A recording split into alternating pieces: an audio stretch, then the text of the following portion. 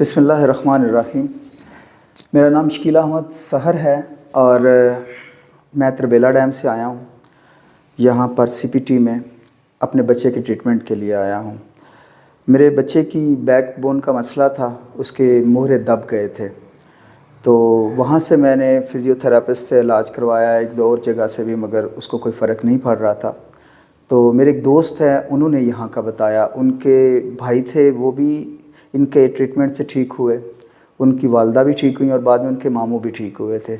تو انہوں نے مجھے بتایا ان کے کہنے پر، اور انہوں نے مجھے ایڈریس دیا، میں یہاں آیا ہوں اور میں نے اپنے بچے کا یہاں پہ ٹریٹمنٹ کروایا ہے، اور الحمدللہ ابھی میرا بچہ پہلے سے کافی بہتر فیل کر رہا ہے۔